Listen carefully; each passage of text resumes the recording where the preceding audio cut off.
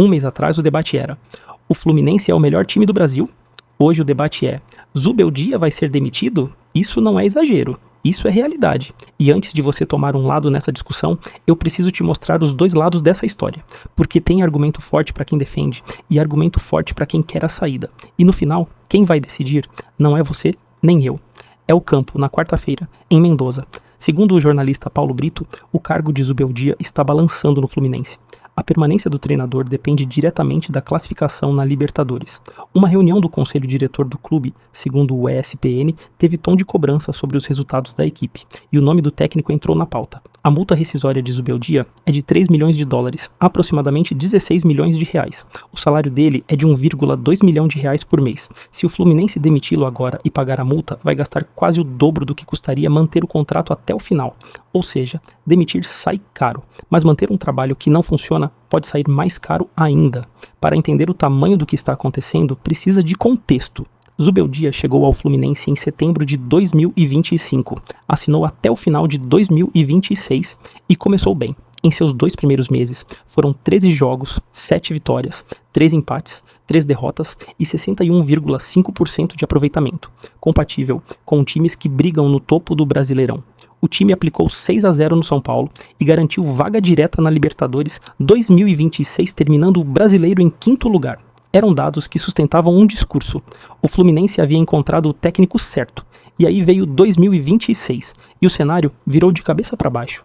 Nos últimos 4 jogos, o Fluminense venceu apenas uma vez, empate em 0-0 com o Operário pela Copa do Brasil, vitória sofrida de 2-1 no sufoco contra a Chapecoense com Kennedy, decidindo nos acréscimos, derrota de 2-0 para o Bolívar na altitude de La Paz pela Libertadores e uma derrota de 2-0 para o Internacional no Beira-Rio, no Brasileirão, no último domingo.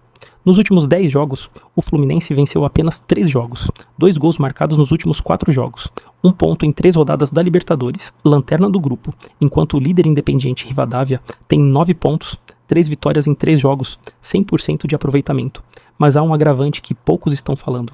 A diretoria do Fluminense tomou uma decisão no calendário que adiou o clássico contra o Flamengo, e isso tirou um dia de descanso do time, atrapalhou o planejamento e criou um clima de instabilidade interno que o próprio Roger Machado, treinador rival, apontou publicamente no Seleção Sport TV como um fator decisivo para o desequilíbrio que veio a seguir. Não foi só o campo que quebrou o Fluminense, foi também uma decisão bizarra de dentro do próprio clube que implodiu o ambiente antes de a crise se manifestar em campo. Eu não sou a favor de demitir técnico por impulso, nunca fui, mas tem um ponto que para mim é indefensável. Zubeldia bateu no peito e prometeu classificação na Libertadores. Não foi torcedor, não foi comentarista, foi ele, o treinador, na frente das câmeras. E quando você faz isso, você coloca o seu trabalho na mesa como garantia. Então agora não tem mais espaço para falar em fé, em processo, em acreditar. Você mesmo criou o critério, você mesmo disse onde está o limite. Isso prova que o problema do Fluminense não é só resultado, é identidade. Esse time perdeu completamente a cara que tinha. Os mesmos jogadores que há 2 meses geravam o debate de melhor futebol do Brasil, hoje não correm, não marcam, não criam. O Bernal entrega passes para trás a partida inteira. O Serna não consegue dominar uma bola. O Canóbio sumiu. O Kennedy para lá e para cá sem efetividade. E Savarino, que é visivelmente o jogador mais diferente do elenco, entrou e meteu no travessão, sozinho, tentando fazer algo que o time inteiro não conseguiu.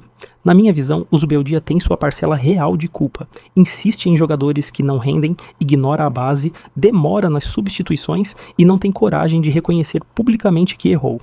Mas ele não é o único culpado. A diretoria criou um caldeirão dentro de Laranjeiras com uma decisão que ninguém teve coragem de questionar abertamente. Tem jogadores com atuações patéticas que não dependem só do técnico. O problema é coletivo e estrutural.